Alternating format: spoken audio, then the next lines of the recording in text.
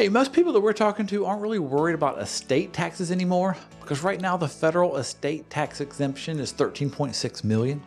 Some people call that estate tax the death tax. Is there any other form of a death tax that could cause you to pay higher taxes? I would argue that there is, and we're going to talk about it next and how to fix it. So let's get into it.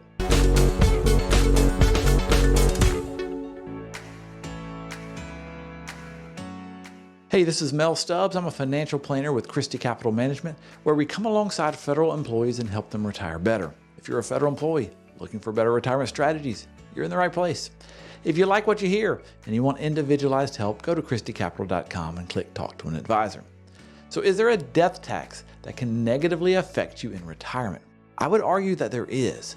And if you're married and you're filing your taxes in the married filing jointly tax bracket, then if one of you dies, the remaining spouse gets bumped down to the single tax bracket. The top of the 22% bracket in 2024 for married filing jointly is $201,050 of taxable income. When you drop down to the single tax bracket, at the top of the 22% bracket, it's now $100,525. The lower 5 tax brackets on filing single are half what the married filing jointly ones are.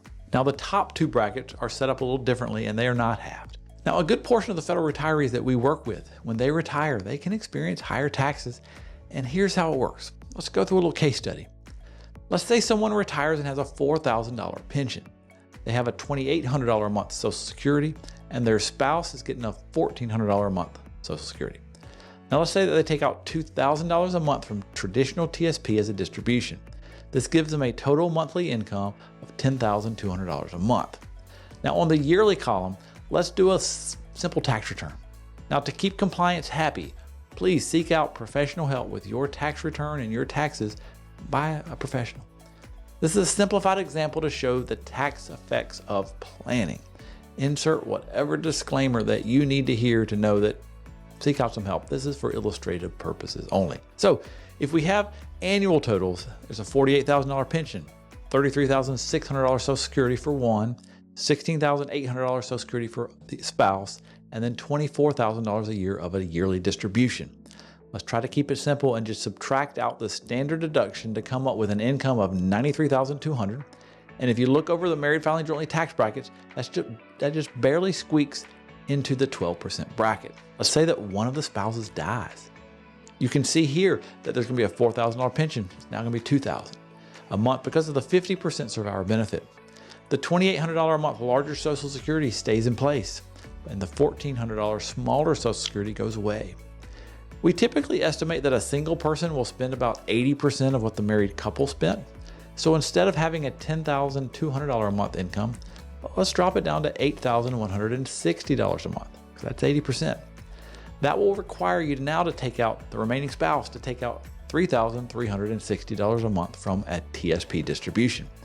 When you factor in the standard deduction, we are coming up with an income now of $83,320.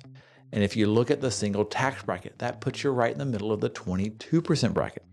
So in this example, you are in the 12% bracket while married, but you're going to be in the 22% bracket at the death of the first spouse. Let's put an actual dollar amount on it. In the married filing jointly scenario, the 12% tax on an income of $93,200 gives you taxes paid of $10,720. Now remember that your entire income is not taxed at 12%. Some of it's taxed at 10%, some of it's taxed at 12%. In the single example, you're paying 22% taxes on $83,320. So you end up paying $13,383 in taxes. And that's a 25% increase in your tax bill just because one spouse died.